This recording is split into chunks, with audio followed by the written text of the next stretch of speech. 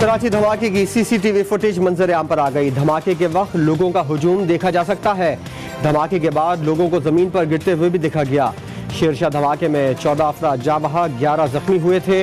धमाके की तहकीकात के लिए एसपी इन्वेस्टिगेशन की माड़ी की सरबराही में कमेटी कायम कर दी गई।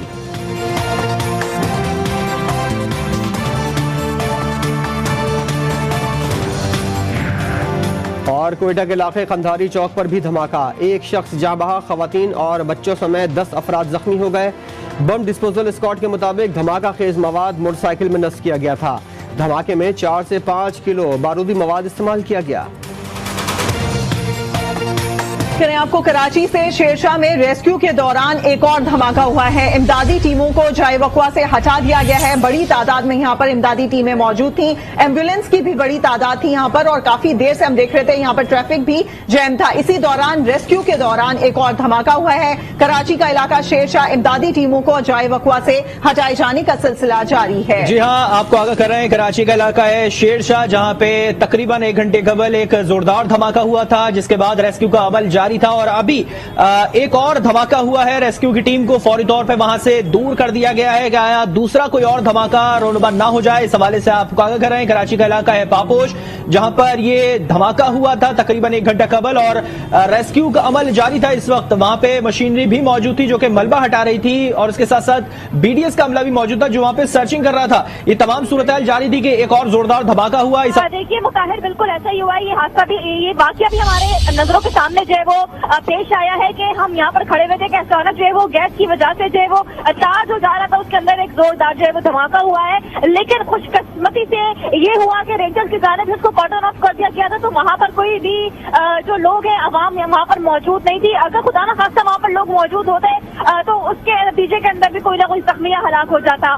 तो गैस जो है वो भरी हुई है। ये जो बैंक कायम था वो नाले पर कायम था। अभी जो हमारे यहाँ पर जो लोग पहुंचे हैं उनसे बात हुई है जो यहाँ पर। उसके अलावा धमाका हमारे सामने हुआ है, चंद सेकंड का वो धमाका था जो कि हुआ है। लेकिन अगर वहाँ पर कोई भी अवाम या शहरी मौजूद होते तो कोई भी एक और जो मजीद जख्मी और हलाकतें हो सकती थी। लेकिन आपको बताएं कि बाजोड़ में तहसील मामून के इलाके कमरसर में अवामी नेशनल पार्टी के गाड़ी के करीब धमाका हुआ है। पुलिस राय के मुताबिक 2 अफराद जाँ बहक जबकि 4 जख्मी हुए हैं। जख्मी अफराद को अस्पताल मुंतकिल किया जा रहा है। एक मरतबा आपको फिर बताएं कि बाजोड़ में तहसील मामून के इलाके कमरसर में अवामी नेशनल पार्टी की गाड़ी के करीब धमाका हुआ।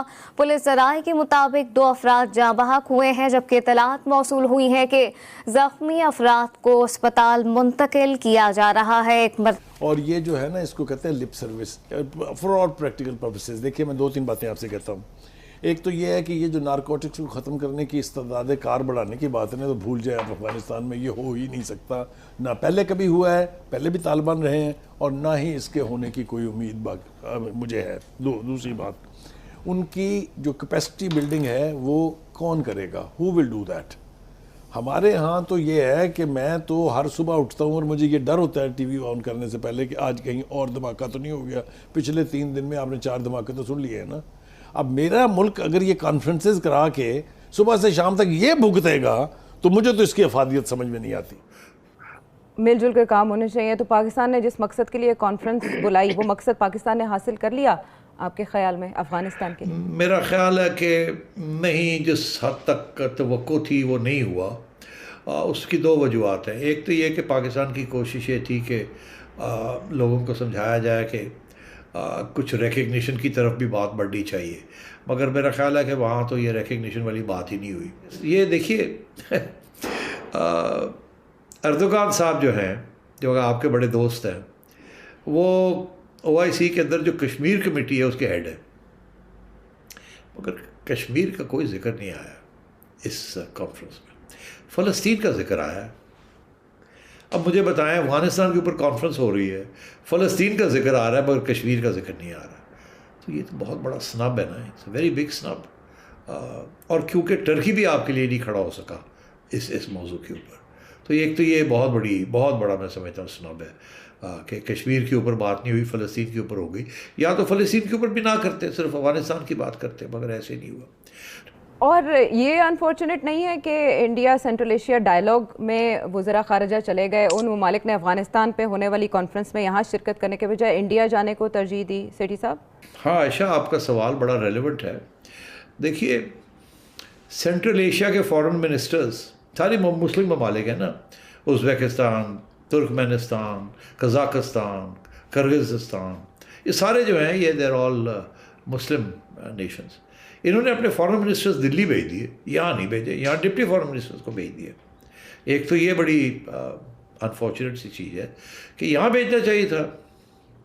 और कतर को भी ऐड कर लेता हूँ। कतर तो इस वक्त बहुत अहम रोल अदा कर रहा है आपके गैस सप्लाईज में and so on and so fourth. Qatar ने भी आपको फॉरेन मिनिस्टर नहीं भेजा, उन्होंने भी नंबर 2 भेज दिया यहाँ।